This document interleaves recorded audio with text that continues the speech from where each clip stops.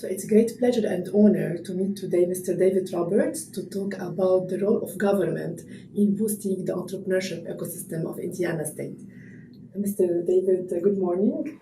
Good morning. So I start by my first question. Is shifting to knowledge economy among your priorities in your economic program? And what plans do you have to efficiently shift toward this knowledge economy? Well, it is a priority, and it's a pleasure to chat about this with you. We like to tell our story. Yeah. We know that we're not perfect, and there's always ways to improve, but we believe that we've been on a good path for the past several years. We made some difficult decisions roughly 15 to 18 years ago to get our financial house in order. So we were running a deficit. Now we run a surplus on our budget. We have a little over $2 billion in the bank, but it was a very difficult time to make those changes. But that's allowed us now to be prepared for the digital economy and as you call it, the knowledge economy. So what we've seen is that all of our traditional sectors, manufacturing and agriculture and ag bioscience, life sciences, they're all being disrupted by technology. So first you saw that disruption in the services sector, perhaps with Airbnb or Uber, right? But now we see it in Industry 4.0. We see it in transportation, autonomous connected technologies. So it is part of our strategy. 2 years ago, we announced a $1 billion initiative in innovation entrepreneurship, and we continue to go down that path. That's a partially funded program over the course of 10 years, and it's designed really to work with our universities, work with our industry partners, create public-private partnerships, and we are fully invested into the digital economy. And how you do this partnership with universities, how you do it? Right, so what we do is, first of all, we listen to industry. Yes. We think that that's the most important thing. Yeah. We are not investing necessarily in basic research items, but more applied research. And the best way to get your applied research targets in mind is to listen to what's important to your industrial partners.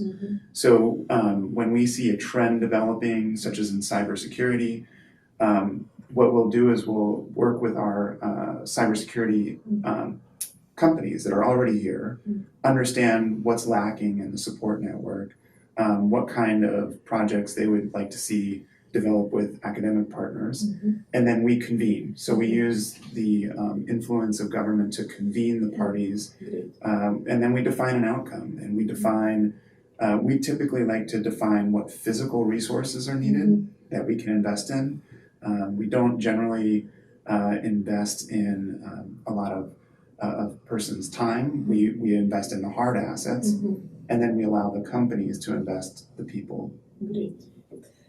So what kind of regulations has Indiana State established in order to boost the entrepreneurship ecosystem? Right. Well, so Indiana is among the 50 states of one of the less regulated states. We believe that a low regulatory environment allows businesses to thrive. But when we can come along with policies that encourage business growth, we're going to do that. So a couple of things. Number one is we support the entrepreneurial ecosystem with seed capital. We use an external nonprofit partner that makes those investments. They use a traditional due diligence process. They find Indiana companies that are worthy of investment, and then we supply the capital for that investment. They do not invest over 50% of a given round, so we want to see money come in from the private sector as well. Okay. So that is one. Elevate Ventures is the name of that partner, and that has been in existence for quite some time. And you are looking for profit when you invest? Yes, absolutely. But it's what we would call a dual purpose fund, right? So yes, the return on investment is important, but it's also stimulating ideas and getting money off the sidelines, developing an entrepreneurial culture here in Indiana. That's their other mission. In tandem, about 2 years ago, we formed the Next Level Fund, where we put $250 million into a vehicle that then invests as the companies are growing. So growth or scaling capital source. So the Next Level Fund is up and running. They've made several investments to date, and it's designed to meet the companies as they grow through their ecosystem to success here in Indiana. Great. So you are working as a venture capital firm at the end. So you are investing in the capital of the startups, Right. From the first step to the exit. Right. We do very little in terms of pure grants that would be non-dilutive capital. We do have what's called an SBIR program, Small Business Innovation and Research, which is a federal program. But then in Indiana, we will match their dollars up to $50,000 for each company. Okay. That's the only direct grant that we offer to companies. Otherwise, it's an equity position. Great. So during my project, I've met many people in the American entrepreneurship ecosystem who have claimed that Indianapolis is the Silicon Valley of the Midwest. Is it true, by the way? Are they all people from Indiana? Yes. Oh, okay. Well, then, so it's not true. Yeah, no. Then it's true, of course. It's always true. No, first of all, I think that that's lofty praise, because what you see in Silicon Valley is not just that silicon's no longer made in Silicon Valley, but it's a mindset, right? It's a culture that has developed of taking bold leaps, leadership into new areas. Not being afraid of taking some risk, and understanding that if things don't work out in the first venture, you learn through that process and you try again. And I think Indiana was a great place for innovation since the Industrial Revolution, really. But there's been a need for some revival in that regard, and that's happened in the last probably 5 to 10 years. We've had some very entrepreneurial champions in the private sector. We've had strong support from our governors over that time. And we've seen, and we've thankfully been a part of some of that culture change again. The most impressive thing, I think, as to why innovation entrepreneurship matters now is what you talked about first. The digital economy not only changes all those sectors and threatens traditional paradigms, it also creates opportunities, right? Job opportunities, wealth creation opportunities, and also competitive opportunities. It allows a modestly sized state like Indiana to compete with anyone in the world. Yes, so they are becoming global. Of course, yeah. All of our folks, all of our companies are not competing with companies in Indiana only. They're competing with companies across the world. Absolutely. So this is the aim of a startup, by the way, to be global at the end. Absolutely. Yeah. So what are the lessons learned from this achievement in Indianapolis, and how did you overcome all the challenges in order to get Indiana into the investment map of USA? Well, I think there is still work to be done, to be fair. And so I appreciate all of the accolades that come now, but we're not done. We're not going to sit still. Some of the lessons learned are that a low regulatory environment is absolutely critical, that culture change is hard, but you must invest early. So we have a number of programs designed at very, very young ages to teach children to think entrepreneurially. And also from school, we're just beginning our 3rd year of a pitch program for high school students called Innovate Within, where we offer a significant prize package at the end.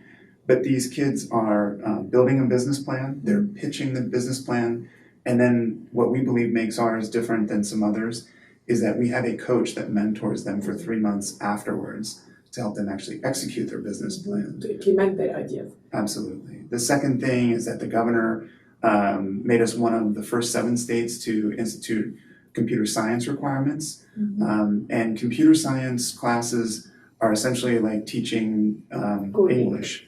Coding, but it's like teaching English. It's a vital skill set to be competitive, right? So being able to code is effectively the most important second language that any student will learn. Yes. So, what does the education system need in order to be aligned with the fast growing and changes in the business world? You know that our education system, especially in Lebanon, we are still following traditional ways of teaching. So talent and culture are the two most important things, right? And so you begin teaching a culture of inquisitiveness, curiosity, and capability at a very early age. So and that builds then your talent pipeline. But we have programs in the state, in Indiana, where we also come alongside and do mid-career training. So we have non-traditional facilities like 1150 Coding Academy, which is a 12-week immersive process of learning coding. And we have a number of private sector folks that are doing coding dojos and things like this.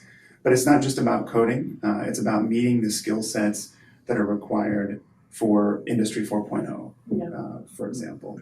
And we have something called the Next Level Jobs program, where dollars can be given to your companies to offset the cost of the training. So a number of different ways to stimulate the talent pipeline, young and mid-career. Great. What about the values? For example, to teach students about life skills, about how to have a teamwork and positive energy at work, because if we still teaching them what machines can do, so it will be catastrophic at the end. You have to teach them values in order to compete with machines. Right. So are you focusing on these issues, those issues? Well, so yes, in our school systems, we reinforce, and I think you can walk into most high schools in Indiana and you'll see signs, you'll see classes that teach professionalism from those core skills, from those core values of respect, of diversity, and honesty and integrity. You'll see in the Midwest, there's something called a Midwest work ethic or a Hoosier work ethic. We believe in working hard, that hard problems are worth solving, and we believe in competing and winning, but doing so fairly. So you'll see all of those principles embedded in our children in their school process. The last thing I would say, though, to all of that, and we don't talk about this much because sometimes it's a divisive issue, but in Indiana, we embrace capitalism. We believe that capitalism is not perfect, but it is still the best of the systems to enable upward mobility and wealth creation. And so those underlying principles, I think, are what's enabling this growth. So great. So in your opinion, what is the best approach to enhance an economic development of a country? Right, so this is a very broad question. I think, though, there has to be leadership and champions that are willing to invest in a long-term process. There are some short-term fixes that you can look at, but really it's a long-term process, and you need to have leaders that are willing to look beyond their political cycles, look beyond 1 to 2 year returns, and think about this in terms of decade-long returns. What about the infrastructure? For example, in our country, I think the most important point is to enhance our economic development is to start by the infrastructure in order to attract new investments to our country and to work on our people in order to be more creative. So Indiana is known as the Crossroads of America. That's one of our nicknames. So we have a very strong history of physical infrastructure, but what the governor is committed to doing is also creating digital infrastructure. So you need a really strong power system, right? You need resilient and reliable electricity. You need strong, reliable communication infrastructure. You need fiber, 5G. I would encourage the country to invest in those digital assets. Otherwise, the entire revolution into the digital economy is going to be shortchanged. Yes, we need this infrastructure, by the way. So what advice would you like to provide the developing countries such as Lebanon regarding the entrepreneurship ecosystem? Well, again, it is worth investing now because this is the best time. You can't wait until tomorrow. But number two would be actually don't try to boil the ocean, the phrase boil the ocean. Try and tackle too many things at one time. sometimes people forget about just doing the basics well, and they try and do 10 different things. But if you can focus on simple ideas, maybe. Yeah, and the core foundational ideas, teach coding, right? Get your power grid stable, get the digital infrastructure in place, and you'll see all the other things kind of come and mature around that. Don't chase don't chase trends too far. Remember your what we would call moorings, right? Remember your moorings, your baseline foundations, and then that enables the growth. And maybe to decrease also the role of government in integrating with the private sector. Right. So maybe it will inhibit them to go further. What do you think? Well, I think you see two great examples in the world today. You see the U.S. approach, especially in a state like Indiana, where we believe in a bit of a more conservative, encouraging approach. We see ourselves as enablers, conveners, connectors, but we don't involve ourselves aggressively in stimulating a particular winner or loser. Conversely, you can look at China and the way that their government encourages growth, and you see us both as very strong world economies. So I think it's up to the people of Lebanon to see which they prefer. But in the end, fraud and abuse in the system from the government perspective will outweigh all the good efforts. So you really need reputable leaders and champions in those positions of influence. Excellent. So thank you so much, Mr. Absolutely. David, for this interesting interview. Okay, Thank it's you a so pleasure. much. Thank you.